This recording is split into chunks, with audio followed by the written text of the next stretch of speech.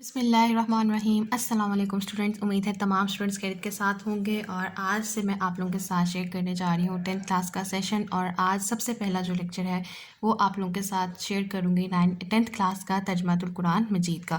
10th class ترجمۃ القرآن مجید ہمیں پتہ ہے لاسٹ ایئر جو ہے انہوں نے نیو بک لانچ کی تھی، اور یہ آپ لوگوں نے جو 9th کلاس کا لاسٹ ٹائم کا سیشن تھا وہ آگے اس بک سے جو ہے 10th کلاس کا سیشن کنٹینیو کرے گا۔ تو یہ ہمارے according to the new syllabus جو ہے یہ آپ لوگوں کی بک ہے، یہ آپ لوگوں کا ایک نیا سلیبس جو لاسٹ ایئر لانچ کیا گیا تھا by Punjab board of curriculum, اس کی بک کا یہ آپ کا پاس 10th کلاس کا ہے، کیونکہ اس سے پہلے جو 9th 10th کی کمبائنڈ بک ہوتی تھی وہ اب ختم کر دی گئی ہے۔ تو جو لاسٹ ایئر جنہوں نے 9th کے ایگزامس میں ترجمہ القرآن اور نیو اسلامیت کا پیپر دیا ہے وہ آگے 10th کلاس کی یہی بک کو فالو کریں گے۔ تو یہ سارے آپ لوگوں کی پنجاب بورڈ کی بک ہے، تو جتنے بھی پنجاب بورڈ کے اندر ہمارے پاس سیٹیز آتے ہیں وہ سارے اسی بک کو فالو کریں گے۔ تو چلیں آج سٹارٹ کرتے ہیں، یہ ہمارے پاس پہلا لیکچر ہے اور دیکھ لیتے ہیں تھوڑا سا اس کا انٹرو دے لیتے ہیں۔ اور آج ہم لوگ جو پڑھیں گے وہ ہوگا سورۃ الانعام آج ہم پڑھیں گے، اور یہ ہماری پہلی سورت ہے۔ ہم لوگوں کو تلاوت قرآن مجید کے آداب جو ہیں اس سے ہم لوگ بخوبی واقف ہیں کہ کس طرح سے آپ لوگوں نے پڑھنا ہے۔ باوضو ہو کے آپ لوگوں نے ان سب چیزوں کو پڑھنا ہے، بغیر وضو کے آپ لوگوں نے نہیں پڑھنا، آرام سے سکون سے ٹھہر کے پڑھنا ہے، خاموشی کے ساتھ پڑھنا ہے۔ کہیں تلاوت ہو رہی ہو تو اس کو آپ لوگوں نے ادب کے ساتھ جو ہے وہ سننا ہے، اور تمام آیات قرآنی پر اس کے معنی پر آپ لوگوں نے اچھے طریقے سے غور و فکر کرنا ہے، اور اللہ اور اس کے حضور کی رحمت و مغفرت کی دعا کا اہتمام کرنا ہے۔ تو یہ ہمارے پاس چند آداب ہیں، اور ایک دفعہ دیکھ لیتے ہیں کہ ہم لوگوں نے کون کون سی صورت اس دفعہ کے سلیبس میں ڈسکس کرنی ہے۔ وہ ہے ہمارے پاس سورۃ انعام، سورۃ الاعراف، سورہ یونس ہے، پھر سورہ ہود کو ڈسکس کریں گے، سورہ رعد، سورہ ابراہیم، سورہ ہجر، سورہ نحل، اسی طرح سورہ بنی اسرائیل، کہف آئے گی، سورۃ مومنون ہوگی، سورہ زمر، سورۃ مومن، الغافر جسے کہا جاتا ہے، سورہ حامیم، سجدہ، سورہ شورا۔ تو یہ ٹوٹل کچھ آپ لوگوں کی صورتیں ہیں جو ہم لوگوں نے اس دفعہ 10th کے سلیبس میں ڈسکس کرنی ہے۔ سیم 9th کلاس کا پیٹرن فالو ہوگا، آپ لوگوں کے پاس 50 مارکس کا پیپر ہوگا، 2 hours کا ٹائم ہوگا۔ پیٹرن جو ہوگا وہ بھی بہت جلد انشاءاللہ جیسے ہی اپڈیٹڈ پیٹرن آئے گا وہ آپ لوگوں کے ساتھ بھی شیئر کر دیا جائے گا۔ آیات کا ہمیں پتہ ہے کہ آپ نے مخصوص آیات کرنی ہوتی ہے، تمام پوری صورت آپ لوگوں نے یاد نہیں کرنی ہوتی، اور یہ صورتیں جو ہے یہ کافی زیادہ جو ہے وہ لمبی بھی ہیں تو ہم پوری یاد نہیں کر سکتے۔ ہر صورت میں سے آپ کے پاس کسی صورت میں سے آپ نے 4 یاد کرنی ہے، کسی میں سے 3، کسی میں سے 6، اور کسی میں آپ نے بالکل کچھ بھی نہیں کرنا۔ یہ آپ کے پاس انٹرو ہو گیا کہ آپ نے کون کون سی صورت کو ڈسکس کرنا ہے۔ آگے آپ میرے ساتھ دیکھیں گے پیج نمبر 3 پہ، اس پہ آپ لوگوں کو مینشن کیا گیا ہے کہ آپ لوگوں نے کون کون سی آیت کا ترجمہ یاد کرنا ہے، اور 9th کلاس کے کمپیریزن سے آپ لوگوں کے پاس اس دفعہ کی آیات کچھ کم ہیں۔ سورہ انعام میں آپ کے پاس صرف 2 آیات آئیں گی، 151 سے لے کے 153 تک۔ سورہ اعراف میں آپ کے پاس ہوگی 157 اور 158، صرف 2 آیات ہیں۔ سورۃ نحل میں 89 اور 90 صرف 2 آیات ہیں آپ کے پاس۔ سورہ بنی اسرائیل کی کچھ آیات زیادہ ہیں، 23 سے 40 تک آپ نے یہ آیت یاد کرنی ہے، لیکن ایزی ہے ہمارے پاس۔ سورہ کہف کی 1 سے 12 آیت کریں گے، سورہ کہف کی صرف آیت نمبر 110 کریں گے۔ سورہ مومنون کی 11 آیتیں ہیں ٹوٹل۔ سورہ زمر کی 7 تا 14 ٹوٹل 7 یاد کریں گے۔ سورہ زمر کی صرف 53 نمبر، اور سورہ شورا کی صرف 23ویں آیت، اور سورہ شورا کی 23ویں آیت کے بعد 37 اور 30 ٹوٹل 3 آیات آپ کے پاس کل ملا کے ہو جائیں گے سورہ شورا کی۔ تو یہ آپ لوگوں کے پاس صورتیں ہیں جن کی آپ نے جون سی آیات کا ترجمہ یاد کرنا ہے۔ اس کے علاوہ آپ نے کچھ یاد نہیں کرنا۔ آپ کے پاس بھی شارٹ کوسچنس ہوں گے، MCQs ہوں گے، آپ کے پاس معنی ہوں گے، اور آیات کا ترجمہ، اور ایک مفصل مضمون جو کہ ہم لوگ لاسٹ ایئر سے دیکھتے آ رہے ہیں۔ تو چلیں جی آپ اوپن کریں جی پیج نمبر 5، میرے پاس بک کا پیج نمبر 5 ہے، آپ لوگ بھی کھول لیجیے۔ سب سے پہلی سورہ سے ہے ہمارے پاس سورہ انعام، اسی طرح ہمارا وہی پیٹرن ہوگا، پہلے ہم ریڈ آؤٹ کریں گے، ان ٹیکسٹ میں extra MCQs، extra short questions جو ہوں گے وہ دیکھیں گے، پھر ہم لوگ ایکسرسائز کی طرف جائیں گے، MCQ سالو کریں گے، شارٹ کوسچنس کو مارک کریں گے، اور لاسٹ میں ہم لانگ کوسچنس کو ڈسکس کریں گے ود دا ڈیٹیل ہیڈنگ، کیونکہ اگر ہم ہیڈنگ کے ساتھ اپنا آنسر لکھتے ہیں تو وہ آپ لوگوں کے ایگزامینر پہ، آپ کے پیپر پہ ایک اچھا امپریشن ڈالتا ہے۔ تو چلیں جی اسٹارٹ کرتے ہیں سورہ انعام، جو کہ آج ہمارا سب سے پہلا لیکچر ہے۔ سب سے پہلے ہے جی ہمارے پاس تعارف۔ سورہ انعام قرآن مجید کی 6ٹھی سورت ہے، اسے مارک کر لیجئے، یہ ہمارے پاس ایک امپورٹنٹ MCQ بن سکتا ہے کہ قرآن مجید میں 6ٹھی سورت کون سی ہے، سورہ انعام، اور سورہ انعام کون سی سورت ہے ہمارے پاس 6ٹھی سورت، یعنی کہ 6ویں سورت، اور 7ویں پارے سے شروع ہو رہی ہے۔ اور کس پارے سے شروع ہو رہی ہے؟ 7ویں پارے سے۔ یہ سورت مکہ مکرمہ میں نازل ہوئی، اسے بھی آپ مارک کر لیجئے کہ سورہ انعام کہاں پہ نازل ہوئی؟ مکہ میں۔ اس میں 165 یعنی کہ 165 آیات ہیں اور 20 رکوع ہیں. اسے بھی مارک کر لیجیے. یہ آپ سے پوچھا جا سکتا ہے کہ سورہ انعام کی کتنی آیات ہے اور کتنے رکوع ہیں، ایم سی کیوز کے لیے بھی اور شارٹ کوسچنس کے لیے بھی. اس سورت کی آیت نمبر 136 یعنی کہ 136 میں الانعام کا لفظ مذکور ہے، جو کہ الانم کی جمع ہے. اس کے معنی مویشی کے ہیں. اسے مارک کر لیجیے. آپ سے پوچھا جا سکتا ہے کہ الانم کے معنی کیا ہے، مویشی. اور آپ نے یہ جو ہے آپ لوگوں نے ایکسٹرا شارٹ کوسچنس کے لیے بھی مارک کرنا ہے کہ سورہ انعام کو یہ نام کیوں دیا گیا، یہ وجہ نام دینے کی کیا تھی. تو آپ لوگ لکھو گے کہ سورت انعام کی آیت نمبر 136 میں الانعام کا لفظ مذکور ہے جو الانم کی جمع ہے اور اس کے معنی مویشی ہیں. اس وجہ سے، اس مناسبت سے اس سورت کا نام سورہ انعام رکھا گیا ہے. اس صورت میں ان مشرکین کے نظریات کی تردید کی گئی ہے جو اپنے جانوروں اور مویشیوں میں بتوں کو حصہ دار ٹھہراتے تھے اور انہوں نے خود ساختہ عقائد سے چند جانوروں کو اپنے لیے حلال اور چند حرام مقرر کر رکھے تھے. تو یہ آپ سے پوچھا جا سکتا ہے کہ سورہ انعام میں مین پوائنٹ آف ویو کس چیز کا ڈسکس کیا گیا ہے. تو اس میں ہمارے پاس مشرکین کے نظریات کی تردید کی گئی ہے. ان کے جو نظریات تھے حلال اور حرام جانوروں کے پرسپیکٹیو سے، ان کو اللہ تعالیٰ نے رد کر دیا، ان کو غلط ثابت کیا. کس کے تھرو؟ سورہ انعام کے تھرو. اللہ تعالیٰ نے حضرت محمد صلی اللہ علیہ وسلم پر وحی نازل کی سورہ انعام کی. تو یہاں جو ہمارے پاس جو مشرکین کے نظریات تھے جانوروں کے متعلق، وہ ان کی تردید کر دی گئی.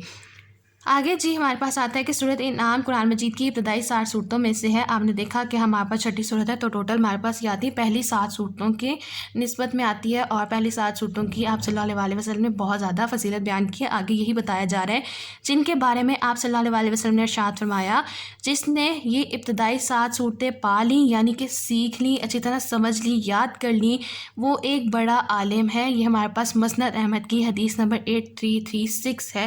تو یہ آپ کے پاس حدیث مبارکہ ہے سورہ انعام کی فضیلت جس میں بیان کی جا رہی ہے. اور پہلی 6 صورتیں جو ہمارے پاس آتی ہیں، سورہ فاتحہ، سورہ بقرہ، سورہ نساء، اس طرح سے یہ ہمارے پاس ان صورتوں کی فضیلت کے بارے میں آپ کے پاس حدیث مبارکہ ہے.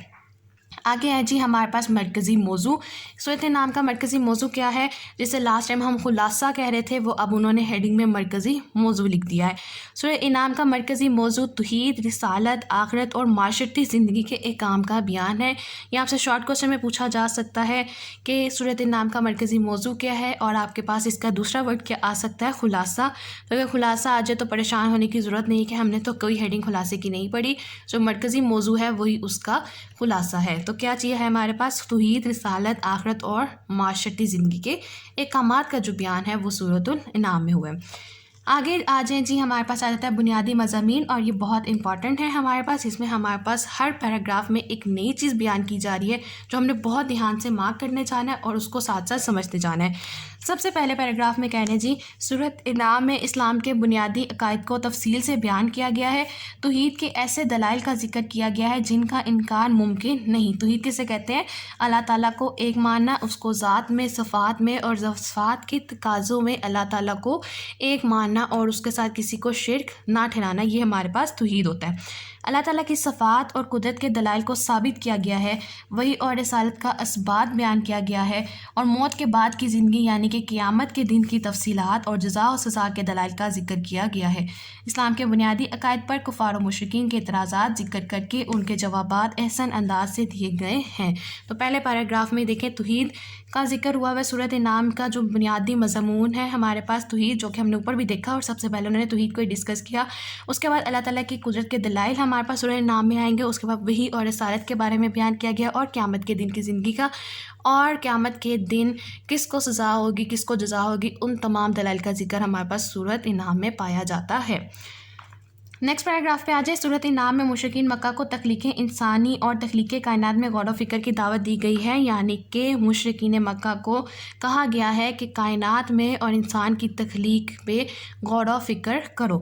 اس سورت کی ابتدا میں اللہ تعالیٰ کی تعریف ہوتی ہے جس نے زمین اور آسمان، روشنی اور اندھیروں کو پیدا فرمایا اور انسان کو مٹی سے تخلیق فرمایا. جیسے ہمارے پاس خطبہ حجۃ الوداع میں آپ صلی اللہ علیہ وسلم نے بھی فرمایا تھا کہ تم سب آدم کی اولاد ہو اور آدم مٹی سے پیدا کیے گئے ہیں. تو سورۃ انعام میں بھی اللہ تعالیٰ نے بتا دیا ہے کہ انسان کو مٹی سے تخلیق فرمایا ہوا ہے. وہ انسانوں کی تمام حرکات اور سکنات اور زمین و آسمان کی ہر چیز سے مکمل باخبر ہے۔ اللہ تعالیٰ کی قدرت کاملہ کے بیان کے بعد مشرکین کا طرز عمل بیان ہوا ہے۔ تو سب سے پہلے ہمارے پاس قدرت کاملہ کا بیان ہوا ہے اور اس کے بعد مشرکین کے طرز عمل بیان ہوئے ہیں۔ پہلے اللہ تعالیٰ کی قدرت بیان کر دی گئی ہے سورۃ نحل میں، اور اس کے بعد پھر مشرکین کا جو طرز عمل تھا، ان کے جو طرز عمل انہوں نے جو اس کے اوپر ہر قدرت کے اوپر کی چیز کے اوپر جو انہوں نے اپنا عمل دیا تھا، اپنی رائے دی تھی، اس کا بیان ہوا ہے کہ ان کے پاس جب بھی حق آیا انہوں نے اس سے اعراض کیا۔ مشرکین نے ہمیشہ توحید کی دعوت دینے والی ہستیوں کا مذاق اڑایا، انبیاء کرام علیہ السلام کو ساحر کہا اور فرشتوں کے نزول کا مطالبہ کیا۔ تو یہ ایک MCQ آپ کے پاس آ سکتا ہے کہ مشرکین جو تھے وہ انبیاء کرام کو کیا کہہ کے پکارتے تھے؟ ساحر کہہ کے پکارتے تھے۔ اس کو آپ نے مارک کر لینا ہے۔ اور کون لوگ تھے جو توحید کی دعوت دینے والی ہستیوں کا مذاق اڑاتے تھے؟ مشرکین۔ یہ دو آپ لوگوں کے پاس MCQs ہیں، اس کو مارک کر لینا آپ لوگوں نے۔ لاسٹ لائن آج ہے پیج نمبر 5 کی۔ اس صورت میں مشرکین کا طرز عمل کا ذکر کیا گیا ہے کہ جب وہ دلائل کے سامنے عاجز آ جاتے ہیں تو ایمان لانے کی بجائے بے بنیاد اعتراضات شروع کر دیتے ہیں۔ پھر آپ سے پوچھا جا سکتا ہے شارٹ کوسچن کے طور پہ کہ مشرکین کا طرز عمل کیا ہوتا تھا جب ان کے سامنے اس طرح کی جو باتیں ہیں وہ بیان کی جاتی تھی اسلام کے متعلق، کہ وہ بے بنیاد اعتراضات شروع کر دیتے تھے، یعنی جب وہ بحث نہیں کر سکتے تھے، کوئی بات نہیں کر سکتے تھے، تو وہ بلا وجہ کی جو تبلیغ کر رہے ہوتے ان کے ساتھ بے بنیاد قسم کے اعتراضات شروع کر دیتے تھے۔ جیسے اوپر بھی انہوں نے بتایا کہ فرشتوں کا نزول وغیرہ کا مطالبہ کر دینا اور اس طرح کی چیزوں کا، تو یہ بے بنیاد قسم کے اعتراضات تھے۔ یہ ہمارے پاس ہو گیا پیج نمبر 5۔ آگے آ جائیں جی پیج نمبر 6، ہم فرسٹ پیراگراف سے سٹارٹ کرتے ہیں۔ توحید کے دلائل کا ذکر کرتے ہوئے یہ بیان کیا گیا کہ زمین و آسمان کا خالق صرف اللہ تعالیٰ ہے۔ اسے مارک کر لیجیے MCQs کے لیے کہ زمین و آسمان کا خالق کون ہے؟ صرف اور صرف اللہ تعالیٰ۔ وہ لوگوں کو کھلاتا اور پلاتا ہے، دکھ اور تکلیف کو دور کرنے والا اور ہر قسم کی بھلائی کا مالک ہے۔ اگر وہ کسی کی سماعت اور بصارت کو اچانک ختم کر دے تو اس کے سوا کوئی یہ صلاحیتیں واپس نہیں لوٹا سکتا۔ ہر چیز کا مالک صرف ہمارا خدا ہے۔ اس کے خزانوں اور زمین و آسمان کے غیب کو اس کے سوا کوئی نہیں جانتا۔ اللہ تعالیٰ ہی کے پاس غیب کی چابیاں ہیں، خوشی اور تری کی ہر چیز کا مالک صرف اسی کے پاس، علم صرف اسی کے پاس ہے۔ اللہ تعالیٰ کا علم اس قدر وسیع ہے کہ روئے زمین پر کوئی پتا بھی گرے تو اس کے علم میں ہوتا ہے، وہی ساری کائنات پر غالب اور ہر چیز کی خبر رکھنے والا ہے۔ بے شک اب یہاں پہ آپ نے ایک شارٹ کوسچن مارک کرنا ہے کہ اللہ تعالیٰ کا علم کس قدر وسیع ہے، آپ سے پوچھا جا سکتا ہے۔ اس کا آپ آنسر کیا لکھیں گے کہ اللہ تعالیٰ کا علم اس قدر وسیع ہے کہ روئے زمین پر کوئی پتا بھی گرے تو اس کے علم میں ہوتا ہے، وہی ساری کائنات پر غالب اور ہر چیز کی خبر رکھنے والا ہے۔ یہ ہو گیا آپ کے پاس ایک ایکسٹرا شارٹ۔ توحید اور قدرت الہی پر دیے گئے دلائل کے ضمن میں حضرت ابراہیم علیہ السلام کے ساتھ ساتھ دیگر انبیاء کرام علیہ السلام کا بھی ذکر کیا گیا ہے۔ یہ تمام انبیاء کرام توحید کی دعوت دینے والے اور شرک سے بچنے کی تلقین کرنے والے تھے۔ تو سورہ نحل میں ہمارے پاس حضرت ابراہیم کا جو ذکر ہے وہ زیادہ ہوا ہے، اور اسی کے ساتھ ساتھ کچھ اور انبیاء کرام کا بھی ذکر ہوا ہے، اور یہ انبیاء کرام کیا کرتے تھے؟ توحید کی دعوت دیتے تھے اور شرک سے بچنے کی تلقین کرتے تھے۔ یہ آپ نے ایک اور شارٹ اور MCQ آپ لوگوں کے پاس آ گیا کہ انبیاء کرام علیہ السلام کیا کرتے تھے؟ توحید کی دعوت دیتے تھے اور شرک سے بچنے کا حکم دیتے تھے۔ سورۃ نحل میں نبی کریم صلی اللہ علیہ وسلم کو مخاطب کر کے یہ کہا گیا ہے کہ آپ صلی اللہ علیہ وسلم وحی الہی کی پیروی کریں اور مشرکین سے اعراض برتیں۔ اللہ تعالیٰ نے آپ صلی اللہ علیہ وسلم کو ان مشرکین پر نگہبان یا محافظ بنا کر نہیں بھیجا، یہ اپنے عقائد باطلہ پر جمے ہوئے ہیں۔ اگر ان کے مطالبے پر فرشتے نازل کر دیے جائیں اور ہر چیز ان کے سامنے اللہ تعالیٰ کی وحدانیت کی گواہی دے، یہاں تک کہ مردے ان سے کلام کریں، تب بھی یہ ایمان نہیں لائیں گے۔ جب یہ اللہ تعالیٰ کے پاس جمع ہوں گے تو انہیں اپنی ہٹ درمی کا انجام پتہ چل جائے گا۔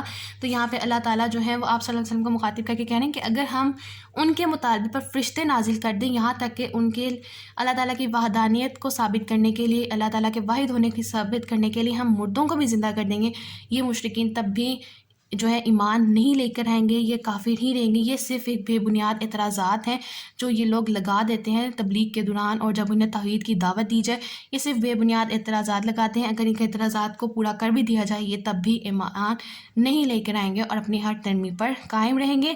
ان کی ہٹ درمی کا جو انجام ہوگا وہ انہیں قیامت کے روز پتہ چل جائے گا۔ توحید باری تعالیٰ کے دلائل کے بعد حلال و حرام کے مسائل بیان کیے گئے۔ اب دیکھیں سب سے پہلے ہم لوگوں نے ڈسکس کیا توحید کا، توحید کے بعد پھر مشرکین مکہ کو غور و فکر کی جو دعوت دی گئی تھی اس کو ہم لوگوں نے ڈسکس کیا۔ اس کے بعد ہمارے پاس مشرکین کا طرز عمل آیا، پھر ہم نے اسی صورت میں ایک اور مضمون انہوں نے بتایا کہ ہر چیز کا مالک اور خالق صرف اللہ تعالیٰ ہے۔ پھر حضرت ابراہیم اور انبیاء کرام کا ذکر آیا اور بتایا کہ وہ کیا کام کرتے تھے، اور پھر ابھی ہم نے دیکھا ابھی ریسنٹلی کہ ہمارے پاس آپ صلی اللہ علیہ وسلم کو سورہ نحل میں اللہ تعالیٰ نے کیا کہا اور انہیں کس چیز پہ مخاطب کیا۔ اب ایک اور چیز ہمارے پاس اس میں بیان ہو رہی ہے، وہ ہے حلال و حرام کے مسائل، اب اس ٹاپک میں اور بیان ہوں گے۔ تو ادھر باری تعالیٰ کے دلائل کے بعد حلال و حرام کے مسائل بیان کیے گئے ہیں اور مشرکین کے خود ساختہ اصولوں کی نفی کی گئی ہے۔ واضح کیا گیا ہے کہ چیزوں کو حلال و حرام کر دینے کا اختیار صرف اللہ تعالیٰ کا ہے۔ مشرکین، جیسے بھی ہم نے انٹرو میں پڑھا تھا کہ انہوں نے خود سے بے ساختہ قائد بنائے ہوئے تھے اور خود ڈیسائیڈ کیا تھا کہ یہ حلال ہوگا، یہ حرام ہوگا، یہ عورت کے لیے ہوگا، یہ مرد کے لیے ہوگا۔ تو ایسا کچھ نہیں ہے، حلال اور حرام کا اختیار صرف اور صرف اللہ تعالیٰ کو ہے۔ مشرکین نے حلال و حرام کے اصول خود بنا لیے تھے کہ فلاں فلاں جانور صرف ان کے مردوں کے لیے حلال اور عورتوں کے لیے حرام ہے۔ کچھ نے چوپایوں پر سواری کو حرام قرار دے دیا تھا اور کچھ نے چوپایوں کو بتوں کے نام پر وقف کر دیا تھا۔ وہ انہیں ذبح کرتے وقت یا ان پر سوار ہوتے وقت اپنے بتوں کا نام لیتے تھے۔ اللہ تعالیٰ نے ان تمام عقائد و نظریات کو ان کی غلطی قرار دیا۔ بہتا ہوا خون، خنزیر کا گوشت اور وہ جانور جس کو ذبح کرتے وقت اللہ تعالیٰ کے سوا کسی کا نام پکارا گیا ہو، حرام قرار دیا ہے۔ اس کو مارک کر لیجیے، آپ سے پوچھا جا سکتا ہے کہ کون کون سے جانور حرام قرار دیے گئے ہیں۔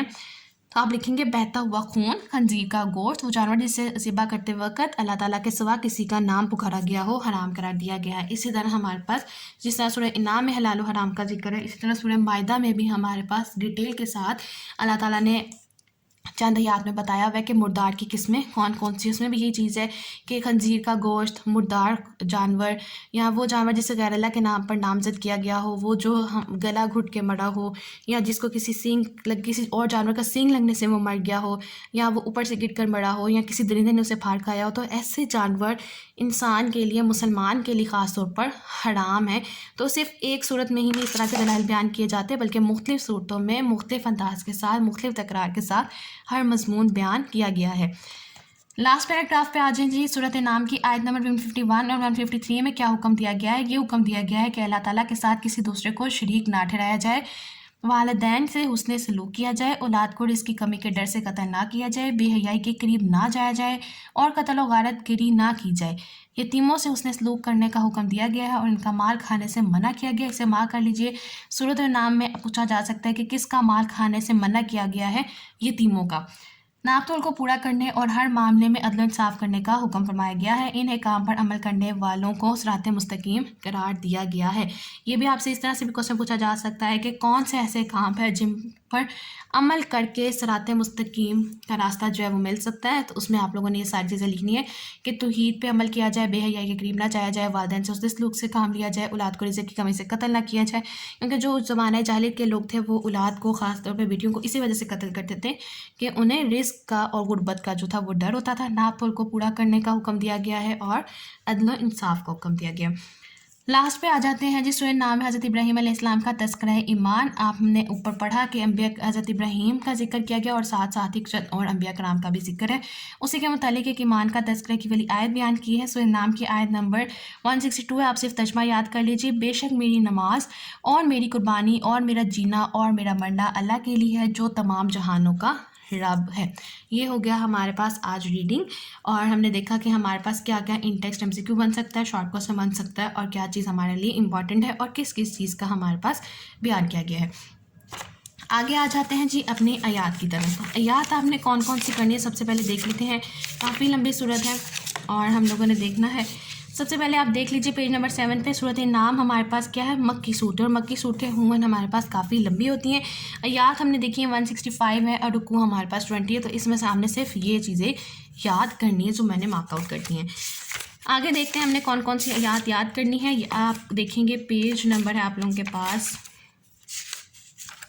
دوسرا پیج کھل کے پیج نمبر ہے جی 29، اور اس میں نیچے دیا گیا ہے کہ سورہ نام کی آیت نمبر 151 تا 153 کے با محاورہ ترجمے کا امتحان لیا جائے گا۔ تو آپ پیج نمبر ہمارے ساتھ کھولیں گے 27، اور وہاں پہ آپ کے پاس دی گئی ہے سورہ انعام کی 151 سے 153 تک آیات۔ آپ نے یہاں سے کرنی ہے قُلْ تَعَالَوْا أَتْلُوا مَا حَرَّمَ رَبُّكُمْ، یہاں سے آپ نے سٹارٹ کرنی ہے جہاں پہ میں نے ٹک مارک لگایا ہے، اور آپ نے جانا ہے پیج نمبر 28 کی جہاں پہ ہمارے پاس لکھا ہوگا وَاسْتَقُمْ بِهِ لَعَلَّكُمْ تَتَّقُونَ، یہاں تک آپ نے یہ آیات याद करनी है। एक दफ़ा तर्जमा रीड आउट कर लेते हैं।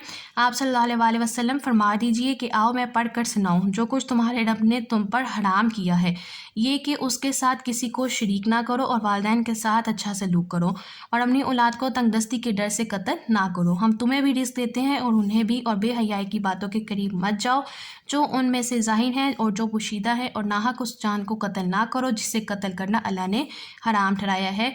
यही हैं वो बातें जिनकी अल्लाह ताला तुम्हें वसीयत फरमाता है ताकि तुम समझ सको। और ये वही माशरती काम है जो हमने भी लास्ट पैराग्राफ में डिस्कस भी किए हैं।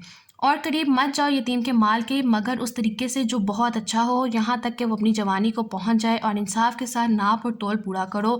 हम किसी शख्स पर इसकी ताकत से ज़्यादा जिम्मेदारी नहीं डालते, और जब भी बात करो तो अदल करो, अगरचा कोई रिश्तेदार ही हो, और अल्लाह से किए हुए वादे को पूरा करो। ये वो बातें हैं जिनकी अल्लाह तुम्हें वसीयत फरमाता है ताकि तुम नसीहत हासिल करो।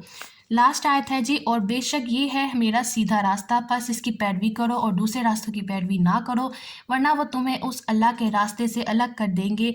ये हैं वो बातें जिनकी वो तुम्हें वसीयत फरमाता है ताकि तुम परहेजगार बनो।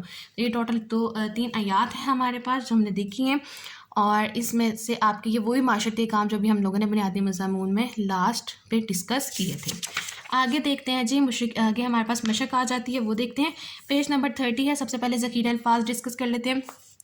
तालो आओ, अल्लाह तुशरिको कि तुम शरीक ना ठहराओ, औफू पूरा करो, अतलू मैं पढ़ता हूँ, मिन इमलाकिन मुफलिसी के डर से, कैला अलकैला माप, हरमा हराम किया, या हम इन्हीं भी मीज़ाना तोल, रब्बुकुम तुम्हारा रब, फवाहिशा बेहयाई बिलकिस्ती इंसाफ के साथ।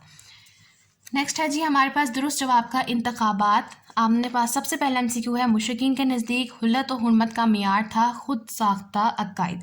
नंबर 2 अल इनाम की वाहिद है अल अनामु, अल अनाम का मायनी है मवेशी। सूरत नाम में तौहीद के दलाइल के ज़मन में जिक्र किया गया है अंबिया कराम अलैहिस्सलाम का। रिज़्क़ की कमी के डर की वजह से अल्लाह ताला ने मुशरिकीन को किससे मना फरमाया? कत्ल औलाद से। नेक्स्ट आ जाइए मुख्तसर जवाबात की तरफ। सबसे पहला सवाल है, सूरह इनाम का मरकज़ी मजमून क्या है? पेज नंबर खोलेंगे आप, पेज नंबर 5।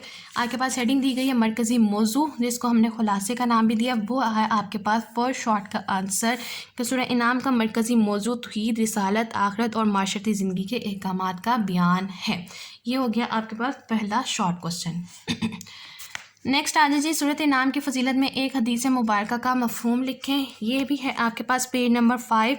हेडिंग है तारुफ। तारुफ की लास्ट 2 लाइंस के सूरत इनाम में कुरान मजीद की इब्तदाई 7 सूरतों में से है, जिनके बारे में आप सल्लल्लाहु अलैहि वसल्लम ने इरशाद फरमाया कि जिसने ये इब्तदाई 7 सूरतें पा लीं वो एक बड़ा आलिम है। थर्ड शॉर्ट है, जानवर से मुतल्लिक मुशरिकीन के कोई से 2 अकायद तहरीर करें। आपके पास ये आंसर है पेज नंबर 6। और आपके पास सेकंड लास्ट पैराग्राफ है जहाँ पे हम लोगों ने डिस्कस किए थे हलाल और हराम के मसाइल। उसमें देखेंगे मुशरिकीन ने हलाल और हराम के असूल खुद बना लिए थे कि फ़लाँ जानवर सिर्फ उन मर्दों के लिए हलाल और औरत के लिए हराम है। कुछ ने चौपाया की सवारी को हराम करार दिया, कुछ ने चौपाया को बुतों के नाम पे वक्फ कर दिया। और यहाँ से लेके आपका यहाँ लास्ट तक जो है कि आपके पास थर्ड शॉर्ट क्वेश्चन का आंसर आ जाता है। फोर्थ में है, सूरह नाम की रोशनी में कोई से 2 माशरती काम तहरीर करें। इसका आंसर है आपके पास पेज नंबर 6 लास्ट पैराग्राफ। अल्लाह ताला के साथ किसी को शरीक न ठहराया जाए, वालिदैन के साथ उससे सलूक किया जाए, औलाद को रिज़्क़ की कमी वजह से कत्ल ना किया जाए, बेहयाई के करीब मत जाया जाए, कत्ल गारत को गरी ना किया जाए, यतीमों के साथ उसने सलूक किया जाए, उनका माल को खाने से मना किया गया, अदल इंसाफ किया जाए और नाप तोल को पूरा किया जाए। ये आपके पास यहाँ तक आ जाएगा फोर्थ शॉर्ट क्वेश्चन का आंसर। लास्ट शॉर्ट क्वेश्चन है हमारे पास, सूरत नाम में तबलीग दीन के हवाले से आप सल्लल्लाहु अलैहि वसल्लम को क्या नसीहत की गई है? इसका आंसर है आप लोगों के पास पेज नंबर 6। सूरत इनाम में आप सल्लल्लाहु अलैहि वसल्लम को मुखातिब करके ये कहा गया है, यहाँ से आपने स्टार्ट करना है, ये पूरा पैराग्राफ आएगा कि वही इलाही की पैरवी करें और मुशरिकीन से एतराज़ बरतें। और आपसे कहा गया कि मुशरिकीन पर निगहबान या मुहाफिज बनकर नहीं भेजा गया, ये अपने कायदे बातला पर जमे हुए, इनके मुताबिक अगर फरिश्ते भी नाजिल कर दिए जाएँ और या अल्लाह ताला की वादाने की गवाही देने के लिए मुर्दों से भी कलाम करेंगे तब भी ईमान नहीं लेके आएंगे। तो ये हो गया आप लोगों के पास 5th शॉर्ट क्वेश्चन। اسٹوڈنٹس یہ تھا ہمارے پاس آج کا لیکچر، جس میں ہم لوگوں نے ڈیٹیل کے ساتھ ڈسکس کیا کہ ہمارے پاس کون سے ہمارے پاس انٹیکس کوسچن بن سکتا ہے، کون سے ایم سی کیوز امپورٹنٹ ہے، اور شارٹ کوسچنس دیکھے اور ایم سی کیوز دیکھے جو کہ ہم لوگوں نے ایکسرسائز یہاں تک کمپلیٹ آؤٹ کر لیے. انشاءاللہ اپنی نیکسٹ ویڈیو میں ڈیٹیل کے ساتھ دیکھیں گے کہ آپ نے لانگ کوسچن کو کس طرح سے اٹیمپٹ کرنا ہے، اور آپ لوگوں نے آیات کا ترجمہ کون سی آیات کا ترجمہ ایکسرسائز میں سے سالو آؤٹ کرنا ہے. تو ڈیٹیل کے ساتھ لانگ کوسچنس کو اپنے نیکسٹ لیکچر میں ڈسکس کریں گے. اور جو آج ہم نے پڑھا ہے مجھے امید ہے کہ آپ لوگوں کو سمجھ آیا ہوگا. ان کیس کوئی کوسچن ہے، کوئی ڈیفیکلٹی ہے تو آپ لوگ ضرور کنسلٹ کر سکتے ہو. اور لاسٹ میں میری یہ ریکویسٹ ہوگی، کائنڈلی پلیز چینل کو ضرور سبسکرائب کیجیے، ویڈیو کو لائک کیجیے اور زیادہ سے زیادہ شیئر کیجیے. Thank you.